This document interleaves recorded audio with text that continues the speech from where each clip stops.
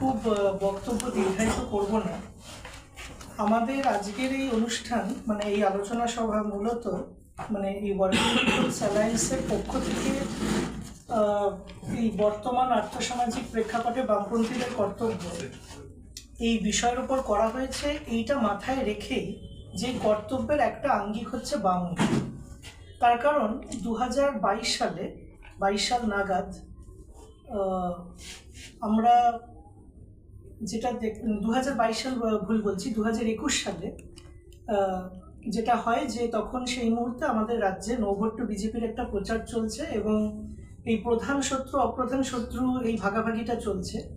সেই সময় থেকে আমাদের মধ্যে এটা একটা প্রশ্ন ছিল যে এর পরিণতি যেটা হবে যে স্বাভাবিকভাবেই তৃণমূল একটি মানে এর মাইলেজটা পাবে, তারা ঐক্যবদ্ধ বেশি হতে পারবে এবং এর পরিণতিতে বামপন্থীদের মধ্যেকার যে ঐক্য সেটা বিঘ্নিত হবে এবং বামপন্থীদের কাজের পরিসর আরও সীমাবদ্ধ হবে।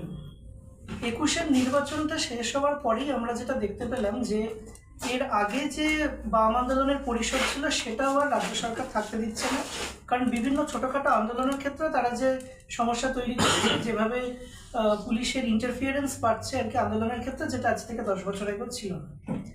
তখন থেকে আমাদের এই WPA মানে ওয়ার্কিং পিপলস অ্যালায়েন্সের এই মঞ্চটা তৈরির ভাবনা এবং ভাবনা শুরুর দিকে আমরা একটু প্রথম দিকে একটু সংকীর্ণই বলা যেতে পারেছিলাম, কারণ তখন আমাদের একটা উদ্দেশ্য ছিল। উদ্দেশ্য এটাই ছিল যে বাম ঐক্যের কথা বলা, অর্থাৎ ডানপন্থীদের সাথে জোট না করে বামপন্থীদের নিজেদের মধ্যে ঐক্য। এখন ঐক্যটা বিভিন্ন রূপে হতে পারে, সেটা আন্দোলনগত মঞ্চের ঐক্য হতে পারে, সেটা নির্বাচনী ঐক্য হতে পারে। এবং আমাদের যেটা সেই মুহূর্তে এক্সপিরিয়েন্স হয় যে যখন আমরা নির্বাচনী ঐক্যের কথা বলছি তখন এটা একটা ব্যাকল্যাশ হয়, মানে অনেক সংগঠন আর কি এটাতে থাকতে চায় না, এরকম একটা পরিস্থিতি তৈরি হয়। তো আমরা যে মানে যখন এটা এই বিষয়ে আলোচনা করি WPA এর পক্ষ থেকে, তখন যেটা আমরা দেখতে পাই যে আমরা বিভিন্ন আলাদা আলাদা মতধারার সংগঠন, যেমন আমি একটু নাম করেই বলছি, কিছু স্টালিনবাদী সংগঠন ছিল, কিছু ট্রটস্কিপন্থী সংগঠন ছিল। উভয় সংগঠনই আলাদা আলাদা মতধারা থেকে এসে একই জায়গাতে উপনীত হয়, সেটা হচ্ছে বামৈক্য দরকার। এখন ট্রটস্কিপন্থী মতধারার ক্ষেত্রে একটা বামৈক্যের কথা তারা ট্র্যাডিশনালি বলে, স্টালিনবাদী মতধারাতে ওই রকমভাবে বলা হয় না। কিন্তু যে যে থিসিসের কথা বলা হচ্ছে, যে ডিমিট্রভ থিসিসের কথা বলা হচ্ছে, তার যে পূর্বশর্তগুলো সে থিসিসটা বলবৎ করতে গেলে, যে শ্রমিক শ্রেণীর ফ্রন্ট তৈরি ইত্যাদি যে বিষয়গুলো, এবং এটা নির্বাচনী ফ্রন্ট নাকি এটা লড়াইয়ের মঞ্চ, ফ্যাসিবাদকে মানে ফ্যাসিবাদের বিরোধিতা করা মানে করতে গেলে মানে সেই জায়গাটা নির্ধারণ করা যে তার অভ্যুত্থান হয়ে গেছে নাকি এটা অভ্যুত্থানের পথে রয়েছে, অর্থাৎ পার্টিটা ফ্যাসিস্ট নাকি ফ্যাসিস্টিক টেন্ডেন্সি নিয়ে রয়েছে, এই ধরনের বহু বিষয়ের উপর ভিত্তি করে মানে এই মানে জায়গাতে আমরা উপনীত হই যে আমাদের এই মুহূর্তে বাম ঐক্যটাই দরকার। এখন যদি ডানপন্থী ঐক্যের দিকে আমরা যাই, যেটা কিছুক্ষণ আগে বোধিসত্ত্বটাও বলছিল, যে সেটা হবে হচ্ছে ডানপন্থীদের মানে দ্বারা পরিচালিত একটি মঞ্চ, যেখানে আমাদেরকে তাদের শর্ত অনুযায়ী কাজ করতে হবে, কারণ আমাদের মানে সংখ্যাধিক্য কোনোভাবেই নেই। এখন আলাদা মতধারা হলেও আমরা একই জায়গাতে উপনীত হতে পেরেছিলাম। সেই তারপরে আমাদের কিছু আলোচনা সভা হয়, তারপর আমরা কিছু মানে স্টেটমেন্ট দিতে থাকি বিভিন্ন রাজ্য এবং সারা দেশের কিছু ঘটনার ভিত্তিতে। পরবর্তীকালে তার একটি পুস্তিকাও প্রকাশিত হয়। তার পরবর্তী সময় আমরা ফ্যাসিবাদকে কিভাবে মোকাবিলা করব তার নিয়ে একটি পুস্তিকা বেরোয়, যেখানে মানে আলাদা মতধারার দুটি বক্তব্য মানে কিন্তু তারা একই জায়গাতে উপনীত হচ্ছে, এরকম একটা মানে অবস্থানে পুস্তিকাটি প্রকাশিত হয়েছে। এরপরে যেটা হয় যে মানে এটা তো অনস্বীকার্য যে আমরা বাম ঐক্যের কথা বলছি, মানে বামপন্থীদের মধ্যে ঐক্য নেই, ছোট ছোট টুকরোতে বিভক্ত এবং তাদের মানে সংখ্যাগত সীমাবদ্ধতা সত্যিই রয়েছে। এমনকি যারা তথাকথিত বড় বাম দল, তথাকথিত মেইনস্ট্রিম বাম দল, তারাও আজকে আর মেইনস্ট্রিম নেই, এই জায়গাটা বুঝতে হবে। তারা মেইনস্ট্রিমের বড়াই করছে কিন্তু নেই, এবং মানে দীর্ঘ সময় ধরে যেটা দেখা যাচ্ছে তাদের শূন্য মানে কি বলে ওই মানে শূন্যের বুকে আর নতুন কিছু এসে পৌঁছাচ্ছে। তো এরকম একটা পরিস্থিতিতে দাঁড়িয়ে বাম ঐক্যের প্রয়োজন, সেটা মানে সেই ঐক্যকে আমরা কিভাবে দেখবো সেটা সংগঠনগতভাবে পার্থক্য করতে পারি। যে দল সাইজে একটু বড়, সে ঐক্যটাকে দেখবে তার নিজের স্বার্থকে চরিতার্থ করতে, আর কি, তার স্বার্থটা অন্যরকম হবে। সেটা হচ্ছে যে সে তার নিজের আন্দোলনগুলোকে শক্তিশালী করার জন্য ঐক্যটা করবে। এবং আমরা এরকমও দেখেছি আর কি, খুব সাম্প্রতিকও দেখেছি আর কি, বহু সংগঠনকে ডাকা হলো, এতজনকে ডেকে ফেলেছে যে লাস্টে পোস্টারের তলা বাকি সংগঠনের নাম দিতে পারছে। তখন বলছে এবং অন্যান্য সংগঠন, এবং এলে এসো না এলে না এসো, ব্যাপারটা হাস্যকর মানে ন্যাক্কারজনক ঘটনা এসবও করেছে তারা। আবার আমরা মানে উল্টো দিক থেকে ছোট সংগঠনগুলো যে ঐক্যবদ্ধ হতে চাইবে, সেক্ষেত্রেও প্রাথমিক যে গুরুত্ব আর কি সেখানে, সেটা হচ্ছে যে ছোট সংগঠনগুলো এক জায়গায় এসে একসাথে কি কাজ করতে পারে সেই জায়গাটা ভাবা। কারণ ছোট সংগঠনগুলো আলাদা আলাদা হয়ে রয়েছে, মানে প্রত্যেকের মধ্যেই প্রতিটা সংগঠনেরই কিছু নিজস্ব বক্তব্য আছে, যে বক্তব্যকে তারা গুরুত্ব দিচ্ছে এবং যে বক্তব্যকে তারা টিকিয়ে রাখতে চাইছে, যেটা তারা মনে করছে যে একটা বড় মঞ্চে গেলে সেটা হারিয়ে যাবে। তাই জন্যই তারা ছোট হয়ে রয়েছে, তারা একটা ছোট সংগঠন হিসেবেও টিকে থাকতে চাইছে। এখন এই নিজস্ব যে বক্তব্যগুলো, সেগুলোকে আমরা কতটা ম্যাক্সিমাইজ করতে পারি, কতটা চরিতার্থ করতে পারি, এই জায়গাটাতে আমাদেরকে পৌঁছতে হবে। তো সেই কারণেই ঐক্যের কথা বলা। এখন নির্বাচনী ঐক্যটা আমরা ওই 2021-এর সময়ের ওই যে প্রেক্ষাপট নগর টু বিজেপি তার বিরোধিতা করতে গিয়ে বলেছিলাম, আজকে জল অনেক গড়িয়ে গেছে। এই 2021 থেকে 25-এ এসে 25 প্রায় শেষের দিকে আমরা মানে 26-এ ঢুকতে চলেছি। এবং আজকের এই আলোচনা সভাটা 26-এর নির্বাচনকে মাথায় রেখে নয়, আজকের এই আলোচনা সভাটা এমন একটা প্রেক্ষাপটে হলো যখন এই মাঝখানের যে সময়টা, সেই সময় অভয় আন্দোলন হলো। এবং যেটা লক্ষণীয় যে ভারতীয় উপমহাদেশে যে সমস্ত গণবিদ্রোহগুলো হলো, তারা প্রত্যেক একটা না একটা পরিণতি পেল। পশ্চিমবঙ্গের ইতিহাসটা হলো নমর্থ, কোনো পরিণতি তো পেলই না। লাস্টে গিয়ে যারা অনশন করছিল তাদের কাছে রাষ্ট্রপ্রধান দেখাও করতে এলো, একটা দম্ভের বহিঃপ্রকাশ হলো। আমরা দেখতে পেলাম এই রাজ্যে আন্দোলনটা এমনভাবে হলো যেখানে রাজনৈতিক দলের কোনো প্রয়োজন নেই। একটা সামাজিক আন্দোলন, যে কেউ প্ল্যাকার্ড নিয়ে চলে যেতে পারে, একটা অরাজনৈতিক প্ল্যাটফর্মে চলবে, পতাকাবিহীন আন্দোলন হবে, এরকম একটা মানে প্রবণতা দেখা গেল। এই প্রবণতাটা ছাত্র আন্দোলনে বহুদিন আগে থেকেই রয়েছে এবং সেটা আজকে সমাজে একটা ব্যাপৃত হল। এই সমাজে জিনিসটা ছড়িয়ে যাওয়ার পরে যে মানে প্রভাবটা দেখা গেল, সেটা হচ্ছে যে কিছু কেন্দ্রীয় বক্তব্য এর আগের রাজনৈতিক কথার সঙ্গে মানে অমিল নেই। সেটা হচ্ছে ওই আবার দিনের শেষে গিয়ে যখনই একটা প্রশ্ন উঠছে যে আমরা কি মুখ্যমন্ত্রী পদত্যাগ চাইবো, তখনই আবার সেই নগর টু বিজেপি মার্কা অবস্থানে আমরা চলে যাচ্ছি যে না না না ওটা বলা যাবে না ইত্যাদি। এবার একজন মুখ্যমন্ত্রীদের পদ থেকে নেমে গেলে তার তো সরকার পতন হচ্ছে না, তার তো অন্য কেউ উঠবে। কে উঠবে তা নিয়ে এবার আমরা আলোচনা করছি, সেটা আমাদের ভাবারই কথা নয় আর কি, যে সে উঠে গেলে আবার বিজেপি এসে যাবে। মানে আমাদের বিজেপির এত ভয় যে আমরা যে করে হোক আরেকজনকে টিকিয়ে রাখতে চাইছি। এবার মন্দির প্রতিষ্ঠা হচ্ছে, মসজিদ প্রতিষ্ঠা হচ্ছে, এই নিয়ে একটা লড়াইয়ের চেষ্টা চলছে। এবং আমরা মানে এটাও দেখতে পেয়েছি যে খুব সাম্প্রতিক আমাদের পূর্বতন বক্তারা বলেছেন যে নেপকে মানে ওই ন্যাশনাল এডুকেশন পলিসিকে স্টেট বা স্টেট এডুকেশন পলিসি একটা নতুন নাম দিয়ে ব্যাপারটা একই, শুধু ওই বাংলা ভাষা নিয়ে কয়েকটা কথা বলে একটা মানে সেন্টিমেন্টাল ব্যাপার তৈরি করে আর কি, এর বাইরে পুরো জিনিসটা একদম এক। এই জিনিসটাকে চালিয়ে দেওয়া হচ্ছে। কিছুদিন আগে আমরা দেখলাম এই মেসি আসাতে কি সমস্যা হয়েছে আর কি, তখন বিভিন্ন অভিনেত্রীরা রেগে মেগে বলছে আর কি কেন তাদেরকে বলা হচ্ছে, অর্থাৎ তারা রাজনৈতিক মঞ্চে দাঁড়িয়ে আলো করে বসে থাকবে, তারপরে যখন কোনো একটা দায় তাদের ঘাড়ে চেপে বসবে সে দায়টা নেবে। আবার দায় তাদের আছে, কিরকম দায় আছে, যে অভিনেত্রী এটা নিয়ে ঝামেলা করলেন আর কি, তিনি তার নামেই প্রোডাকশনটা বেরোচ্ছে, এই মানে আগামী মাসে বেরোবে, যেখানে যাদবপুর এবং যাদবপুরের ছাত্র সংগঠনগুলোকে আক্রমণ করে তারা সিনেমা বের করছে। আমি রাজ চক্রবর্তী এবং মানে তার সঙ্গপাঙ্গদের কথাই বলছি। আমরা 2011 বা তার ঠিক আগে এরকম দেখেছিলাম, জোশ বলে একটা সিরিয়াল রাজ চক্রবর্তী বের করলো, যেখানে তারা বললো যে ছাত্র রাজনীতি কত খারাপ, সব বামপন্থীরা কত খারাপ, আর খারাপের চূড়ান্ত, এসব ইত্যাদি। আজকে ঠিক এত বছর পরে এসে, আজকে ঠিক এই মানে 10-15 বছর পরে এসে আবার তারা ওই একই পথে এগোচ্ছে, যেখানে এবার একটা নির্দিষ্ট শিক্ষা প্রতিষ্ঠানকে আক্রমণ করে কতগুলো মিথ্যা প্রচার করে সেই একই কাণ্ড তারা চালাচ্ছে। এখন যে যাদবপুরে সবকিছুই যে ভালো আমি বলছি না, তার প্রচুর জিনিস আছে যেগুলো তাদের শুধরাতে হবে। সেই নগর্তক জিনিসগুলো থেকে তাদেরকে মানে নিজেদেরকে উত্তীর্ণ করতে হবে, নইলে তারা জনবিচ্ছিন্ন হয়ে পড়বে। কিন্তু সেই কথাগুলো যে তারা মানে রাজ চক্রবর্তীরা বলবে না, এমন এটাই বলাটাই ভালো। ফলে আমরা যেটা দেখতে পাচ্ছি আমাদের রাজ্যে, যেমন আরেকটা উদাহরণ দিচ্ছি, কৃষি আইন। কৃষি আইন নিয়ে এত লড়াই চললো আমাদের মানে কেন্দ্র সরকারের বিরুদ্ধে। কৃষি আইনের এই ডিবেটটা আসার অনেক আগেই 2017-2018-তে দুটো আইন রাজ্য সরকার পাশ করেছে, যেগুলো ওই কেন্দ্রীয় কৃষি আইনের মতোই কথাগুলো বলে।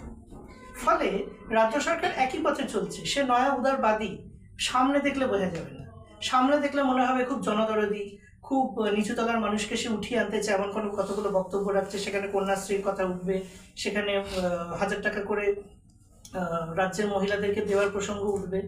এবং উল্টো দিকে আমরা যেটা দেখছি যে সামগ্রিকভাবে একটা আমাদের রাজ্যে মানে চাকরির অবস্থা খারাপ, রাজ্যটা বৃদ্ধাশ্রমে পরিণত হচ্ছে। আগে সেটা মধ্যবিত্তের জন্য বৃদ্ধাশ্রম ছিল, এখন সেটা শ্রমজীবী মানে খেটে খাওয়া মানে নিম্নবর্গের মানুষের কাছে বৃদ্ধাশ্রমে পরিণত হয়েছে। কেন? কারণ তারাও কাজ না পেয়ে আজকে মানে ওই পরিযায়ী শ্রমিক হয়ে অন্য রাজ্যে তাদের যেতে হচ্ছে, সেখানে তারা মারধর খাচ্ছে, বাঙালি হিসেবে নিপীড়িত হচ্ছে এবং তাদেরকে ফিরে আসতে হচ্ছে, কখনো কফিনে ফিরছে, কখনো হেঁটে হেঁটে ফিরছে। তো এটা তো গেল রাজ্যের পরিস্থিতি। কেন্দ্রের পরিস্থিতি মানে সে অনেক ডিরেক্ট, সে অনেক মানে খোলামেলা কথা বলতে ভালোবাসে আর কি, সে ইনডিরেক্ট কাজকর্ম করে না। তার সে অর্থনৈতিক সাধনও রয়েছে, তার সেই হেজিমনি রয়েছে।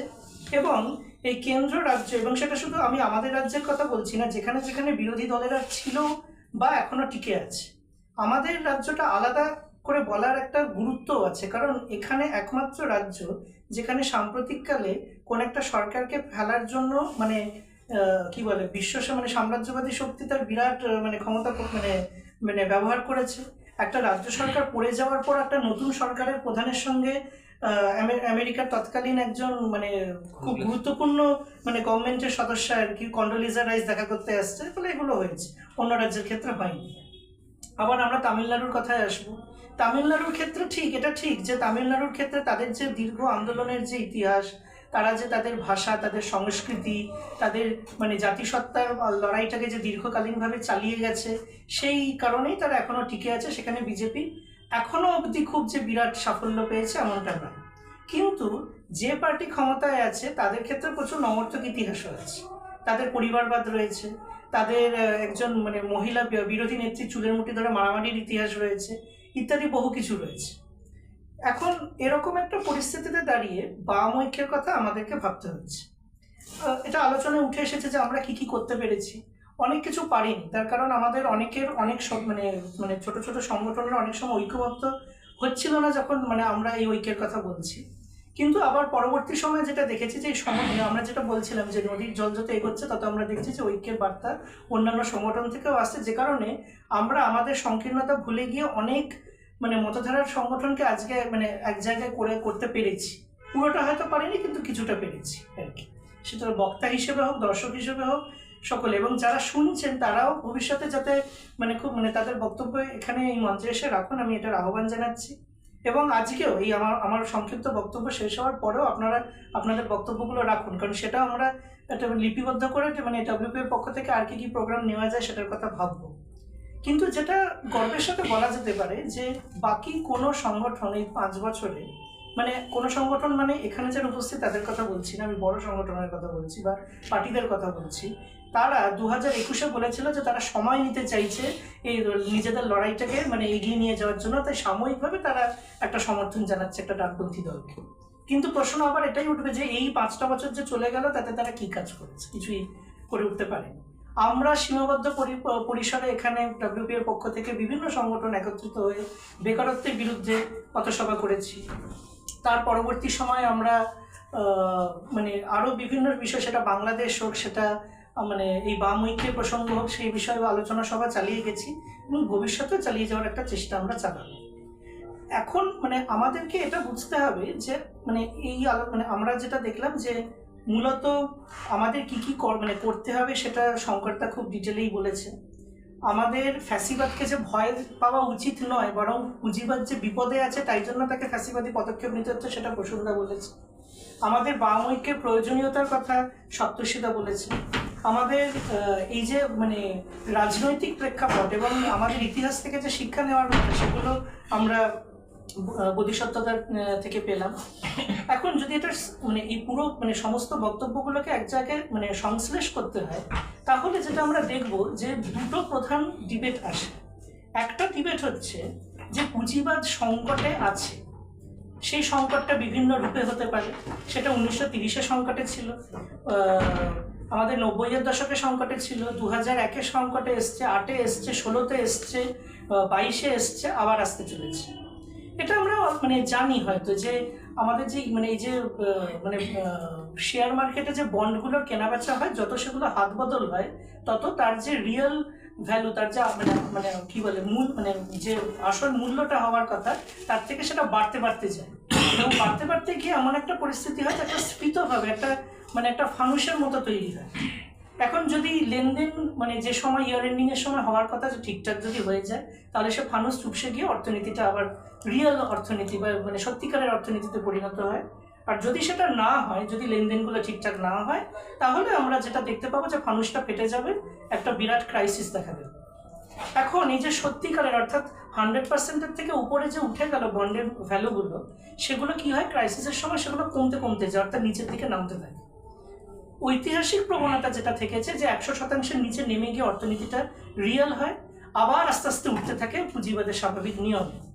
আমরা যেটা মানে লক্ষ্য করে দেখছি যে এই 2020-র পর থেকে মোটের ওপর এই বিশ্ব অর্থনীতির এই যে ওঠানামাটা, এই ক্রাইসিসটা, এই যে নিচের দিকে নামছে, সেটা 100%-কে আর ছুঁয়ে যাচ্ছে না, 100%-এর আগেই থেমে যাচ্ছে, থেমে আবার উঠে যাচ্ছে। অর্থাৎ দীর্ঘ সময় যে অর্থনীতি আনরিয়েল হয়ে যাচ্ছে, হয়ে আবার রিয়েল হচ্ছে, হয়ে আবার আনরিয়েল হচ্ছে, সেটা আর হচ্ছে না। আনরিয়েল থেকে আবার আনরিয়েলেই নামছে, নেমে আবার একটা বড় আনরিয়েলের দিকে যাচ্ছে। অর্থাৎ মানে 100%-এর নিচে আর সে নামছে না, সে ওপরের দিকে ওঠানামা করছে। তার মানে ক্রাইসিসটা প্রত্যেকবার যেটা হয়, যেটা সংকট আসে, সংকটটা চলে যায়। আমরা 2020-র পর থেকে দেখছি সংকটটা চলে যাচ্ছে না, একটা দীর্ঘস্থায়ী রূপে সে চলছে। এই দীর্ঘস্থায়ী রূপে বিশ্ব সংকট থাকা মানে যুদ্ধ হবে, যুদ্ধ হচ্ছে। আমরা ইউক্রেন এবং রাশিয়ার যুদ্ধ দেখছি, যেখানে দেখতে পাচ্ছি যে দুটি মানে প্রধান সাম্রাজ্যবাদী শক্তি তারা একে অপরের পরস্পরের বিরুদ্ধে আর কি মানে মারামারিতে নামছে এবং সেটা ছায়াযুদ্ধ চালাচ্ছে। আমরা এটাও দেখতে পেলাম যে তারপরে যেটা হলো যে একটা প্রবণতা দেখা দিল যে মার্কিন যুক্তরাষ্ট্রের ক্ষেত্রে সে যখন যুদ্ধ করে, তার যেহেতু অর্থনৈতিক পরিস্থিতি খারাপ হচ্ছে, তার একটা মুদ্রাস্ফীতি দেখা দিচ্ছে, যে কারণে সে আজকের মানে টানা যুদ্ধ করতে চাইছে না। তার প্রবণতা যেটা, সেটা হচ্ছে যে সে মূলত ঝটিকা যুদ্ধ করতেছে। সে সব জায়গা থেকে সেনা ফিরিয়ে আনছে, মাঝে মাঝে কিছু জায়গায় যাচ্ছে, একটু ঝামেলা পাকাচ্ছে, আবার ফিরে আসছে। আর সে যখন সেটাও পারছে না করতে, এবার সে মনস্তাত্ত্বিক স্তরে উঠে গেল, অর্থাৎ সে সাংস্কৃতিক স্তরে যুদ্ধটা নামাবে। সেটা বিভিন্ন অ্যাপের মারফত হতে পারে। নেপালে ডিসকর্ড বলে একটা অ্যাপের মারফত আর কি এই জেনজিকে মানে তাদের নিজেদের মতের দিকে নিয়ে আসার একটা প্রচেষ্টা তারা শুরুর দিকে চালিয়েছে। আমরা কিছুদিন আগে সম্ভবত মানে ম্যাডাগাস্কারে বোধহয় দেখতে পাচ্ছি যে এরকম একটা সমস্যার দিকে তারা এগোচ্ছে। বাংলাদেশে সমস্যা তৈরি হয়েছে। কিন্তু এই যে বিভিন্ন জায়গাতে যে ভারতীয় উপমহাদেশ জুড়ে যে সমস্যাগুলো হচ্ছে, তার মধ্যে একটা জিনিস, যেটা হচ্ছে শ্রীলঙ্কায় একমাত্র বামপন্থীরা ক্ষমতায় আসতে পেরেছে। তারা কতটা সফল না সেটা অন্য বিষয়, কিন্তু আসতে পেরেছে।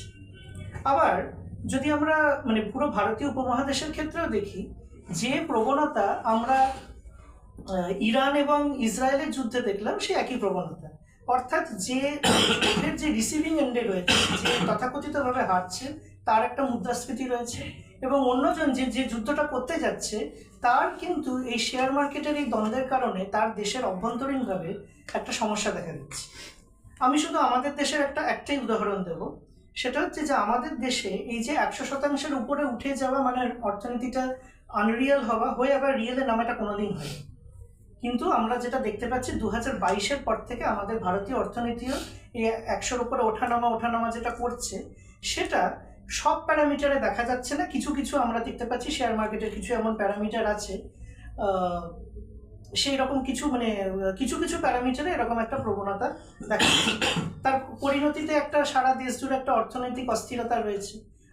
অস্থিরতাকে ঢাকার জন্য এটা অনেকেই বলছেন, বিভিন্ন অর্থনীতিবিদরাই বলছেন যে সেটা মানে যে জিডিপির কথা যেটা বলা হচ্ছে, সেইটা ঠিকঠাক তথ্য নয় আর কি। এটা তথ্যটাকে একটু মানে রেখে রেখে আর কি একটা মানে তথ্য আমাদের সামনে তুলে ধরা হচ্ছে। ফলে একটা দিক হচ্ছে যেটা আমাদের ক্রাইসিস থিওরি, যে অর্থনীতি ক্রাইসিসে আছে। উল্টো দিকের যে থিওরিটা, সেটা হচ্ছে অর্থনীতি আজকে ক্রাইসিসে আর নেই। তার কারণ হচ্ছে যে পুঁজিবাদের বিপরীতে কোনো বিপরীত শক্তি নেই। আজকে সোভিয়েত ইউনিয়ন নেই, বা যে সমস্ত বড় মানে তথাকথিত বামপন্থী দেশেরা রয়েছে, তারা এমন একটা অর্থনীতিতে চলছে যে তারা আজকে আর ওই মানে অক্ষভিত্তিক যে যুদ্ধটা করার কথা সেটা তারা করতে পারছে না। এই মানে বক্তব্যের দরুন দ্বিতীয় যে মতটা আসছে সেটা হচ্ছে যে অর্থনীতি ভালোই রয়েছে, পুঁজিবাদ অ্যাগ্রেসিভ আসবে, ওই কারণে সে অ্যাগ্রেশনে নিজের ক্যাপিটাল মানে তার প্রফিটকে ম্যাক্সিমাইজ করতে চাইছে, সেই কারণে সে আমাদের উপরে এই নিপীড়নগুলো নামাচ্ছে। ক্রাইসিস থিওরিকেও যদি শুধু আলাদা করে দেখি, যদি পুঁজিবাদ খুব ভালো অবস্থায় আছে এমনও আলাদা করে দেখি, তাহলে দুটো বক্তব্যই পূর্ণরূপে ঠিক না। দুটো বক্তব্যকে যদি সংশ্লেষ করি তাহলে কিছুটা ঠিক, কিছুটা সে সুবিধা পায়, হ্যাঁ ঠিকই, কারণ তার বিরুদ্ধে বলার কেউ নেই, বিরুদ্ধ শক্তি যারা আছে যেটুকু ছিল তাদেরকে দমন করতে চাইছে, ছোটখাটো আলোচনা সভাতে পুলিশ দিয়ে শোনার চেষ্টা করছে কি হচ্ছে। আবার উল্টো দিকে এটা রয়েছে যে সে ক্রাইসিসেও রয়েছে, ফলে দ্বন্দ্বের দুটো দিকেই রয়েছে, একসাথে কাজ করছে। তো এরকম একটা পরিস্থিতিতে দাঁড়িয়ে আমরা কি করতে পারি সেই বিষয়ে খুব সংক্ষেপে আমি কয়েকটা কথা বলবো, এবং কথা শুরু হবে আমার এই জায়গাটা থেকে যে যেন টুয়ার্ড স্ট্রেঞ্জার টাইমস, মানে সেই আমাদের পাইরেটস অফ দ্য ক্যারিবিয়ানের সেই গল্পের মতো আর কি, যে নদী কোন মানে সমুদ্রের মানে স্রোত কোন দিকে বইছে ঠিক বোঝা যাচ্ছে না, কিন্তু আমাদেরকে এগিয়ে যেতে হবে, চালিয়ে যেতে হবে নিজেদেরকে, এই কারণে যে একটা দীর্ঘ প্রতিক্রিয়াশীল পর্ব চলছে। দীর্ঘ প্রতিক্রিয়াশীল পর্বে সব ভালো ভালো জিনিস আমরা যেরকম মানে মানে ভেবে এসেছি, দেখে এসেছি, কোনোটাই হবে না, কিন্তু ওই মঞ্চটা টিকিয়ে রাখা, নিজেদের সংগঠন নিজেদের পার্টিকে টিকিয়ে রাখা, যাতে যখন আবার একটা মানে পরিস্থিতি আসবে, যখন সেই মানে একটা মানে কি বলে যোগ্য পরিস্থিতি আসবে, সেই সুযোগটা যেন আমরা নিতে পারি আর কি। এই কথাটা বোধিসত্ত্ব তার বক্তব্যে বলেছে। এখন নয়া উদারবাদ আজকের দিনে দাঁড়িয়ে যেটা করছে যে সে আজকে আর সকলকে চাকরি বাকরি দেওয়ার কথা বলে না, তার সকলকে নিয়ে কাজ করার দরকার নেই, কিছু জনকে একটু বেশি মাইনে দিলেই হলো, জিনিসপত্র শুধু তাদেরই বিক্রি করবে, বাকিরা কি খেলো কি না খেলো কিছু এসে যায় না, ফলে এরকম একটা পরিস্থিতি। আর যে ফ্যাসিবাদের উত্থানের যে জায়গাটা সেটা হচ্ছে যে যদি আমাদের অর্থনীতি রিয়েল আনরিয়েলের এই মানে ওঠানামার থেকে বেরিয়ে এসে যদি পুরোটাই আনরিয়েল হয়ে থাকে, অর্থাৎ সে 100-র ওপরেই ওঠানামা করছে, তাহলে সেই দীর্ঘস্থায়ী ক্রাইসিসকে মোকাবেলা করতেও তার ফ্যাসিবাদকে দরকার, তার একটা উগ্র মানে মতধারা একটা উগ্র অবস্থান দরকার, যেটা প্রসূনদা তার বক্তব্যে বলেছে যে সে নিজে বিপদে আছে, ফলে যে কারণে তাকে এই কাণ্ডগুলো করতে হচ্ছে। আবার এই যে ক্রাইসিসকে ম্যানেজ করার কাজও পুঁজিবাদ করছে, তার জন্য আমরা নিউ ওয়ার্ল্ড অর্ডার কথাটা শুনতে পাচ্ছি, এজেন্ডা 2030-র কথা শুনতে পাচ্ছি, আমরা ইউনিভার্সাল বেসিক ইনকামের কথা শুনতে পাচ্ছি, এগুলো পুঁজিবাদী মঞ্চ থেকেই আসছে। এই ইউনিভার্সাল বেসিক ইনকামের যে আমাদের যে আঞ্চলিক যে রূপগুলো, সেগুলোই কন্যাশ্রী, রূপশ্রী ইত্যাদি, যুবশ্রী ইত্যাদি ফর্মে আসছে, মহিলাদের 1000 টাকা 1200 টাকা দেওয়া, বা বিহারে যেটা এককালীন 10,000 টাকা করে দিয়ে দিল, এগুলো আসছে। কিন্তু আমরা যেটা দেখতে পাবো যে এতে কোনো সাময়িক সুরাহাও হচ্ছে না, ওই এটুকু তো পাই, এরকম একটা জায়গাতে মানুষকে নিয়ে যাওয়ার একটা প্রবণতা আসছে। ফলে এই এজেন্ডাগুলো যদি বাস্তবায়িত হওয়ার প্রচেষ্টা চলেও, মানে এটা আমাদের মাথায় রাখতে হবে, এরপরেও কিন্তু পুঁজিবাদ একটা অল পারফেক্ট সিস্টেম নয়, সে পারফেক্ট নয় বলেই সে বিপদে রয়েছে। তার ইনহেরেন্ট ক্রাইসিসটাই হচ্ছে যে ওই মানে তার ইনপুট আর আউটপুটের সমস্যা, যা তার যে ইনপুট তার আউটপুটটা বেশি আর কি। ফলে সে মানে তার শ্রমিককে যত মানে মানে মানে যা মজুরি দেয় তার থেকে তার জিনিসপত্রের দাম বেশি, ফলে বিশ্বের সমস্ত মানে পণ্য আর কি সে বিক্রি করে উঠতে পারবে না। এই যে বেসিক বৈশিষ্ট্য, এইটা সে যতই ঝাঁ চকচকে ঝিনচাক যা কিছু করুক না কেন, এটা থেকে সে বেরোতে পারে। এখন আমরা কি করতে পারি? যদি আমরা কৃষিক্ষেত্র ধরি, কৃষিক্ষেত্রে আমি খুব বেশি কথা বলবো না, কারণ আমাদের সংগঠনের কাজ খুব সীমাবদ্ধ। সেক্ষেত্রে আমরা যেটা শুরু করেছিলাম সেটা হচ্ছে যে একটা সার্ভে করা, মূলত সেটা দক্ষিণবঙ্গের কয়েকটা জায়গাতে, এবং আরও কিছু সেটা পরিব্যাপ্ত হয়েছিল, কারণ ত্রিদীপদা আছেন আমাদের এখানে, ত্রিদীপদা হালিশহর বিজ্ঞান পরিষদের সদস্য, ত্রিদীপদা আমাদেরকে সাহায্য করেছিল করতে। এটা আমাদের মনে হয়েছে যে আমরা সার্ভেটা আমাদের মতো করে কমপ্লিট করলেও এটা একটা মানে এই স্যাম্পলিংটা যত মানে সঠিক তখনই হবে যত আমাদের ডেটাটা ব্যপ্ত হবে, এবং তার জন্য আমাদের বাম ঐক্য দরকার। বিভিন্ন বাম সংগঠন তারা বিভিন্ন স্পিয়ারে যেভাবে কাজ করে তাদেরকেও এটার মধ্যে আসতে হবে। এর বাইরে যেটা আমরা কৃষিক্ষেত্রে দেখবো, বা যদি আমাদেরকে মানে নিপীড়িত অংশের মধ্যে আদিবাসী সমাজের মধ্যেও যেতে হয়, মূলত আমরা যে সংগঠনগুলো একসাথে কাজ করি সবাই শহর কেন্দ্রিক। কিছু সংগঠন আছে যাদের শহরের বাইরেও সংগঠন আছে, মানে তাদের লোকজন রয়েছে, তারা সেখানে কাজ করেন। ফলে আমাদেরকে একটু ডিসেন্ট্রালাইজ হয়েও কাজ করতে হবে, সেখানেও পৌঁছাতে হবে। পুরোটা কলকাতার চারপাশে আমরা ঘোরাফেরা করছি, এখানে মিটিং করছি, প্রোগ্রাম করছি, এইভাবে জিনিসটা চলবে। যদি শ্রমিকের ক্ষেত্রে ধরি, আজকে মানে এটা হয়তো অনেকে দ্বিমত পোষণ করবেন, আমরা এটা মানে মনে করি আর কি যে একটা শ্রমিকদের মধ্যেও তাদের মাইনের ফারাকের দরুন একটা কৌলিন্য রয়েছে। মানে পার্মানেন্ট ওয়ার্কারদের একটা বড় অংশ তারা আজকে 90,000 টাকা মাইনে পায়, মানে তাদের প্রত্যেকে আজকে সেই শ্রমিক দর্শনের বা কনসিয়াসনেসের খুব কাছাকাছি আছে এমনটা নয়। যদি উল্টো উদাহরণও রয়েছে, মারুতি ওয়ার্কারদেরও আমরা আন্দোলন দেখতে পেয়েছি, সেখানে কিন্তু তারা যথেষ্ট এগিয়ে থাকা মানে একটা অবস্থান দেখিয়েছে। এখন এই যে আউটসোর্সড ওয়ার্কার বা এই যে শ্রমিকরা আর কি মানে যাদের বিভিন্ন জায়গায় কাজ করছে, তাদের একটা শংসাপত্র অব্দি দেওয়া নেই যে সে সেখানকার শ্রমিক, বা যাদেরকে একটা ভেন্ডার মারফত আনা হয়েছে, তারা ধরুন ব্যাংক কর্মচারী, ব্যাংকে কাজ করে কিন্তু বলতে পারে না আমরা এই ব্যাংকের কর্মচারী, বলবে আমরা ওই ভেন্ডারের থেকে এসেছি। যদিও সুপ্রিম কোর্টের একটা নির্দেশিকা আছে যে ব্যাংকে যে কাজ করছে, ব্যাংকই যেহেতু মূল টাকাটা তাকে দিচ্ছে, নিজের হাতে না দিক বা ভেন্ডারের মারফত তাকে ঘুরিয়ে দিক না কেন, প্রিন্সিপাল এমপ্লয়ার ব্যাংক নিজেই, ফলে তারা ব্যাংকেরই কর্মচারী বলতে পারে। এই যে স্বাভিমানের আন্দোলন, এই যে নিজেদের অধিকারের আন্দোলন, এগুলো তো করতে হবে, কিন্তু করতে গেলে আজকের যে মানে আনঅর্গানাইজ সেক্টর, সেখানে সমস্যা হচ্ছে সেক্টরগুলো এতটাই ছোট ছোট যে সেখানে কোনো শ্রমিক একটু লড়াই করতে গেলেই তাকে ছাঁটাই করে দেবে, দিয়ে আরেকজনকে নিয়ে আসবে। সমাজে ক্রাইসিস এতটাই বেশি যে ছাঁটাই হয়ে গেলে কারণ কোনো মানে সেটা নিয়ে খুব ভাবনা চিন্তা করার দরকার নেই, তার কারণ হচ্ছে যে অন্য লোক আমি পেয়ে যাবো, ফলে কোম্পানিরাও সেটা নিয়ে ভাবনা চিন্তা করে। ফলে এরকমও লড়াই করতে গেলে আমাদের প্রথমে প্রাথমিক পর্যায়ে লোকালি আন্দোলন নয়, প্রাথমিক পর্যায়টা সেন্ট্রালি আন্দোলন করতে হবে। সেটা রাজ্য সরকার, কেন্দ্র সরকার তাদেরকে বিভিন্ন আইন পাশ করানোর একটা মানে যুদ্ধের দিকে যাও। তার ভিত্তিতে যে কনসিয়াসনেস যেটা ডেভেলপ করবে, তার মানে সেকেন্ড টায়ারে আমরা লোকালি আন্দোলনগুলোকে নিয়ে যেতে পারি, যে এই আইন রয়েছে সেগুলোকে বলবৎ কেন করা হচ্ছে না, যে ছোট ছোট এই সেক্টরগুলো এরকম দুর্নীতির কাজ করে চলেছে তাদের বিরুদ্ধে আইনি লড়াইতে নামা, সেগুলো করা যেতে পারে। আবার পার্মানেন্ট সেক্টরের পুরোটাই খারাপ এমনটা আমি বলছি না, জুট সেক্টর রয়েছে, হোসিয়ারি রয়েছে, এবং বিভিন্ন সেক্টর রয়েছে। হোসিয়ারিতে তো আমাদের এখানে প্রতিদ্বন্দ্বী কাজ করে আর কি।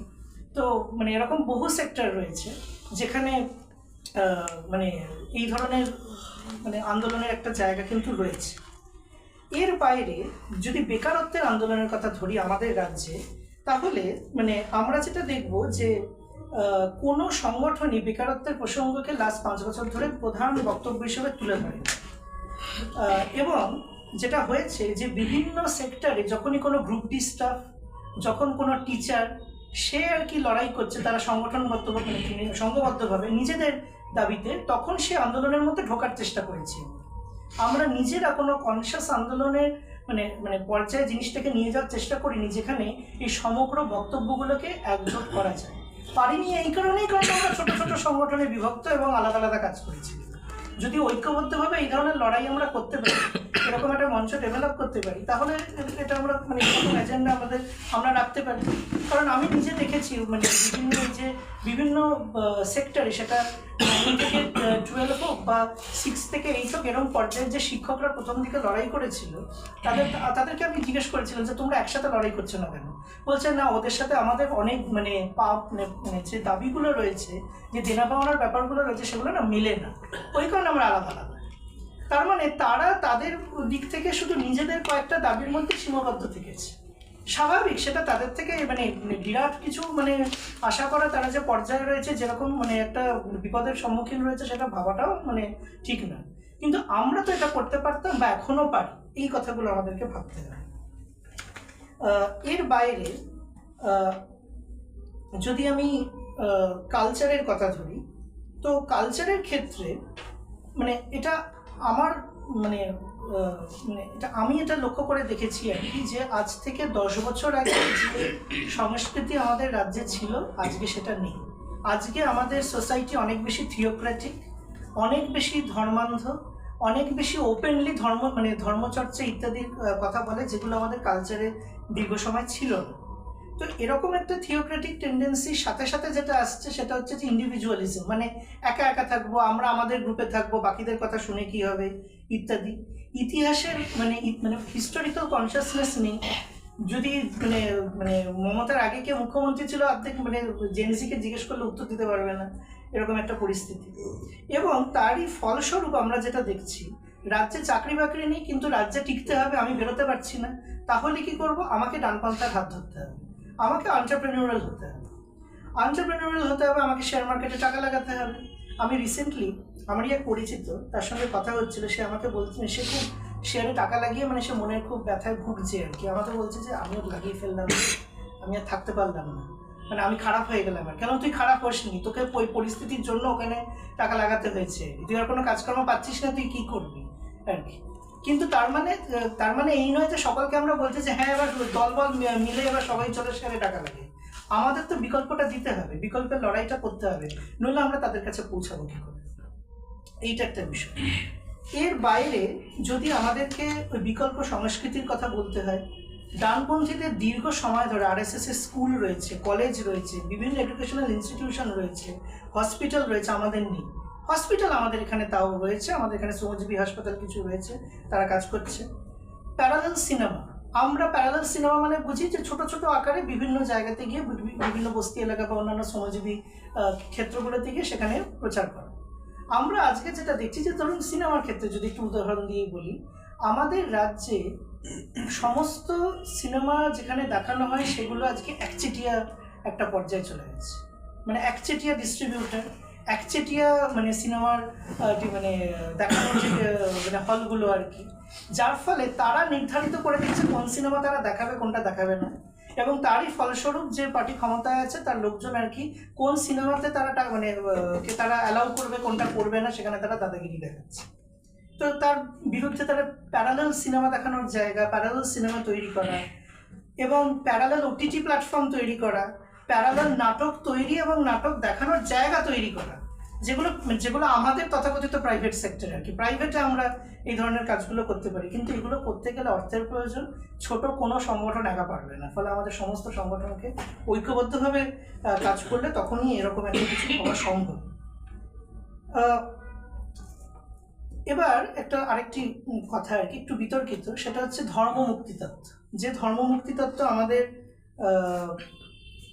ল্যাটিন আমেরিকা জুড়ে চলেছে, যেখানে বিভিন্ন খ্রিস্টান পাদ্রীরা তারা আন্দোলনের পার্ট হিসেবে থেকেছে আর কি, সেই রকম আমাদের ভারতবর্ষে সম্ভব কিনা?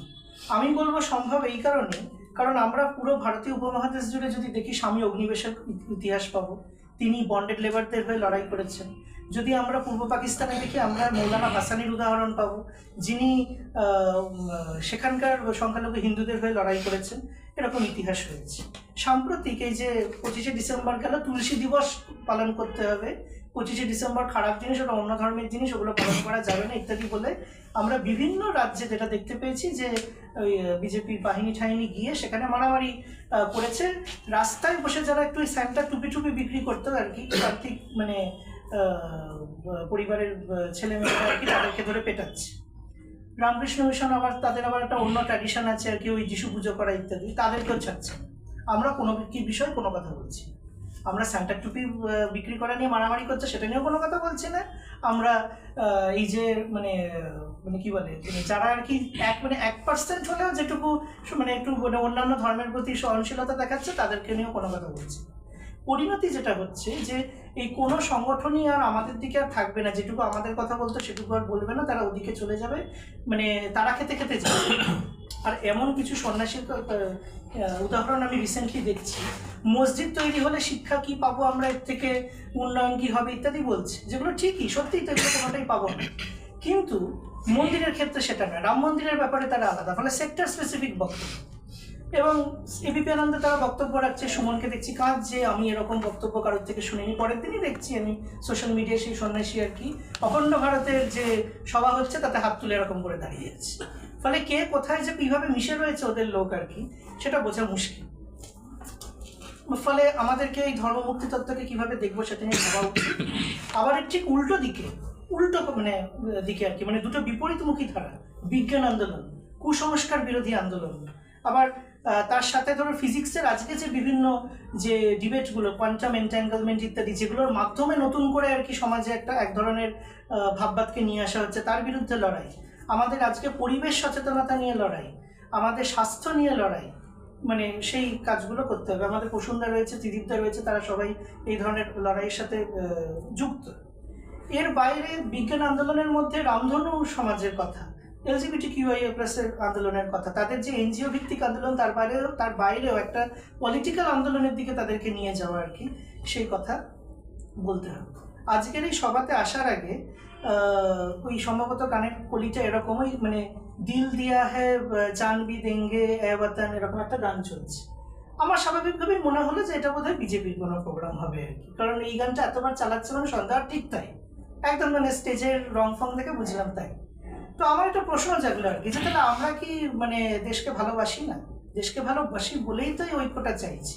দেশের সাধারণ মানুষের ভালো মানে তাদেরকে না ভালোবাসলে, তাদের কথা না বলতে পারলে আসলে প্রকৃত অর্থে সেটা ভালোবাসা নয়, সেটা আসলে নিজের কথা বলা, নিজের শ্রেণী স্বার্থের কথা বলা। এখন এই দেশের প্রসঙ্গ যদি আসে তাহলে দুটো মানে কথা আবারও আসবে, সেটা হচ্ছে ওই মানে সেমি কলোনিয়াল না নিও কলোনিয়াল ইত্যাদি, নাকি মানে ক্যাপিটালিস্ট সেমি ক্যাপিটালিস্ট, এই নিয়ে আমাদের মধ্যে বিতর্ক হবে।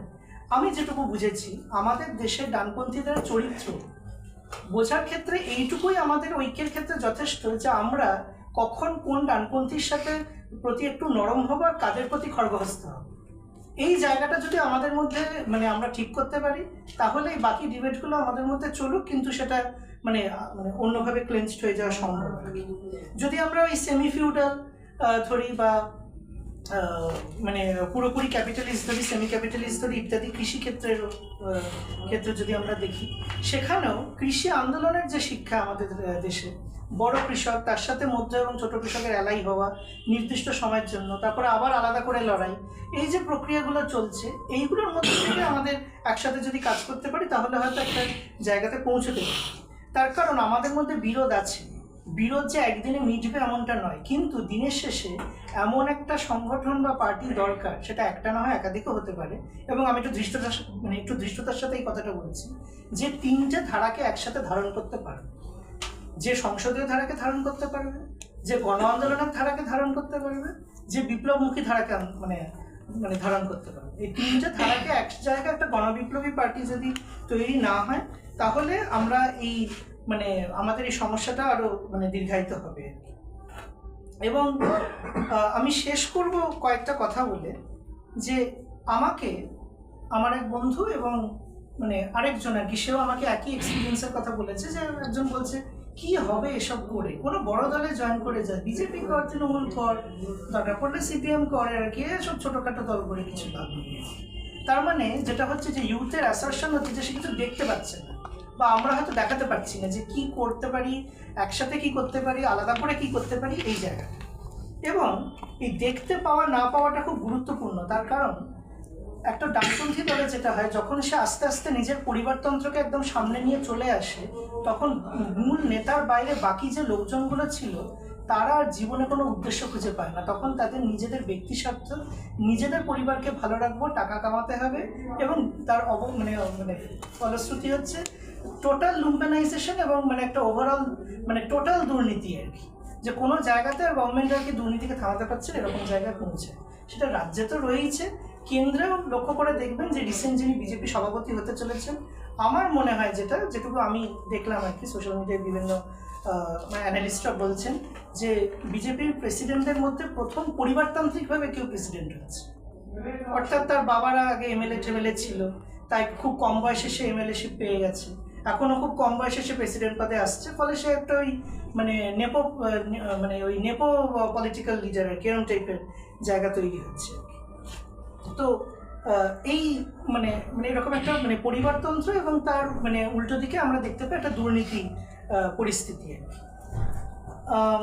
আরও কয়েকটা মানে কথা বলে একটু শেষ করছি, সেটা হচ্ছে যে আন্তর্জাতিকতার কথা, অন্যান্য দেশের কথা, সেটা প্যালেস্টাইনের লড়াই হোক, সেটা মানে সেটা নিকারাগুয়ার লড়াই হোক ইত্যাদি, যাই বলি না কেন, আমরা যেটা করি মূলত প্রচার আন্দোলন করি। আমরা গণ আন্দোলন, জনগণের লড়াই কথাটা জিতে আসা এমন জায়গাতে পৌঁছতে পারছি না।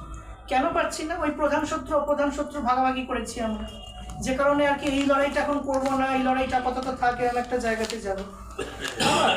আমরা এই বিভিন্ন জাতিদের মধ্যে যে সমানাধিকার, এই লড়াইটা যখন আসবে তখন এই প্রসঙ্গটাও আসবে যে আমাদের দেশে যে ওয়েস্টার্ন যে স্টেটগুলো এবং ইস্টার্ন স্টেটগুলোর মধ্যে যে ফারাক, যে পার্থক্য, সেটা মাসুল সমীকরণ নীতির মাধ্যমে যে বঞ্চনা হোক বা অর্থনৈতিকভাবে যে বঞ্চনা হোক, সেগুলো আসবে। যদি আমরা মানে সিঙ্গুরের প্রসঙ্গ তুলি, কারণ এই প্রসঙ্গটা আমাদের প্রসন্নদাও বলছিলেন আর কি, সেটা হচ্ছে যে সিঙ্গুর আন্দোলনের সময় সিপিআই প্রথম বক্তব্য রাখলো আর কি সিপিএম এর বিরুদ্ধে, আরএসপি ইত্যাদি সবাই জোটবদ্ধ হলো যে একটা অন্যায়ের বিরুদ্ধে কথা বলবে, শেষে গিয়ে তার পক্ষে চলে গেল এবং তার দাদাগিরির কাছে মাথা নত করে দিল, দিয়ে আর কোনো বক্তব্য রাখলো না আর কি। ফলে এইরকম জায়গাগুলো হয়েছে। ফলে ঐক্য তৈরি করতে গেলে ওই যেটা শঙ্করদা আর কি আমাদের ওই ঐক্য সংগ্রামের কথা বলছিল, যে ঐক্য মানে শুধু ঐক্য না, তার মধ্যে সংগ্রাম, নিজেদের মধ্যে বিরোধ থাকবে। ভিজিনজাম পোর্টের নিয়ে যে বিতর্ক তৈরি হয়েছে তার বিরুদ্ধে আমাদের ডব্লিউপির মঞ্চ থেকেও আমরা স্টেটমেন্ট দিয়েছি যে এটা আমরা ভালো চোখে দেখছি না এই বিষয়গুলোকে। শেষ করব মানে এই কথা বলে যে সাইরিজা মানে কেন্দ্রিক কোনো একটা ইউনিটি আমরা করতে পারি কি আর কি। এই আলোচনাটা শঙ্করদার সাথেও অনেক কাল আগে একবার হয়েছিল আর কি, একটু শঙ্করদার কিছু কথা ধার করেই বলছি আর কি সেখানে। সেটা হচ্ছে যে আমাদের মধ্যে ইকোনমিক ইন্ডিপেন্ডেন্স কীভাবে তৈরি করতে হবে, কারণ আমরা নিজেরা যেটা করি, কে মানে আমাদের সংগঠনের বিভিন্ন লোকজন কে কোথাও একটু চাকরি বাকরি করে, সেখান থেকে কিছু টাকা তারা দেয়, সেই লেভি টাকায় আমাদের এইভাবে আমরা সংগঠনটাকে আর কতদিন চালাতে পারবো, এটা বিভিন্ন সংগঠনের ক্রাইসিস। ফলে একটা মানে ইউনিফাইড কোনো মানে পথে আমরা এগোতে পারি কিনা, পলিটিক্যালি আমরা কোনো ইউনিফাইড প্রোগ্রাম নিতে পারি কিনা আর কি ধারাবাহিকভাবে। এবং পলিটিক্যালি ইউনিফাইড প্রোগ্রাম নেওয়া মানে এই নয় যে আমরা বিভিন্ন সংগঠন আলাদা আলাদা করে নিজেদের কাজগুলো করবো, সেগুলোও করবো, প্যারালালি সেগুলোও চলবে। ইউথের অ্যাসারশনের কথা আমি ইতিমধ্যেই বলেছি। আমি শেষ করবো আরেকটা কথা বলে, এটা আমার খুব নেপালের ঘটনা বা প্যালেস্টাইনের ঘটনায় মনে হয়েছে, কোনো শক্তিশালী আন্তর্জাতিকও নেই। আন্তর্জাতিকগুলো মূলত ইউরোপের যে পার্টিগুলো তাদের একটা মানে কি বলে এতে চলে আর কি, কথাবার্তায় চলে। আমি সকলের কথা বলছি না, আমি একটা ইন জেনারেল স্টেটমেন্ট দিচ্ছি, অনেকে দ্বিমত হতেও পারেন আর কি। আমাদের এই সাউথ ইস্ট এশিয়ান ব্লকের কথাবার্তা বলার মতো জায়গা পার্টি খুব একটা নেই। ল্যাটিন আমেরিকায় কিন্তু হয়েছে। ব্রাজিল লুলার নেতৃত্বে মার্কোসুর বলে একটা ট্রেড ব্লক তৈরি করেছে, যেখানে তারা বলছে যে আমেরিকার মানে ডলারে লেনদেন করবো না, বিকল্প লেনদেন করবো। যুদ্ধের সময়, ইউক্রেন যুদ্ধের সময় ভারতও কিন্তু যেটা করেছে, রাশিয়ার থেকে যখন তেল নিয়েছে রুপি রুবেলে ট্রানজাকশন করেছে, ডলারে করেনি, যে কারণে রাশিয়াও তার মুদ্রাস্ফীতি কমাতে পেরেছে, ভারতও মানে বিপদ থেকে মুক্ত হতে পেরেছে।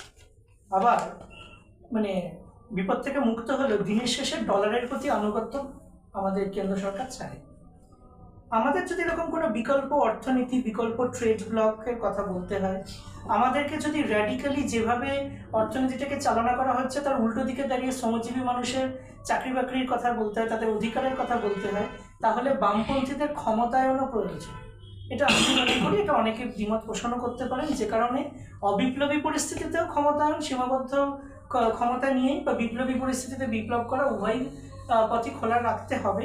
কিন্তু আমাদের মঞ্চে কেউ যদি মনে করেন যে তারা নির্বাচনের জায়গাটাকে বাদ দিয়ে চলতে চান, ওয়েল অ্যান্ড গুড, ফাইন, সেভাবেই আমরা মানে আলাদা করে বিভিন্ন কাজ করতে পারি। আর যদি নির্বাচনের সময় কিছু প্রচারাভিযানে যারা থাকতে পারবেন বা যারা সেই ধরনের কথা বলবেন তারা আলাদা করে থাকবেন, আর কিছু জায়গাতে একসাথে কাজ হবে। ফলে একই সংগঠনে একটা নির্দিষ্ট বক্তব্যকে কেন্দ্র করেই কাজ হবে এমনটা নয়। এবং ভবিষ্যতে যদি কোনো পার্টি তৈরি হয়, আমি বলছি না আজকে সেটা ডিক্লারেশনের কোনো মঞ্চ আমার নাও হতে পারে, তার ক্ষেত্রেও বিভিন্ন লাইনকে একসাথে প্যারালালি চলা। নেপালের ক্ষেত্রে আমি একটু পড়াশোনা করতে গিয়ে দেখছিলাম যে প্রচণ্ড এটা বলেছে 2 লাইনের পার্টি। আমি বলছি 2 লাইন নয়, এটা আরও মানে একাধিক লাইন থাকতে পারে পার্টির মধ্যে, এবং সেটাকে কীভাবে সংশ্লেষ করা যায়, তারপরেও একটা পার্টির একটা কেন্দ্রে ঐক্যবদ্ধ বক্তব্য কীভাবে আনা যায় সেই কথা ভাবতে হবে। এবং মানে যে ঐক্যের কথা আমরা বলছি সেটা আমরা বিভিন্ন সংগঠন যাতে মানে বাস্তবায়ন করতে পারি, এরকম একটা আশা রেখে আমি আমার বক্তব্য শেষ করি।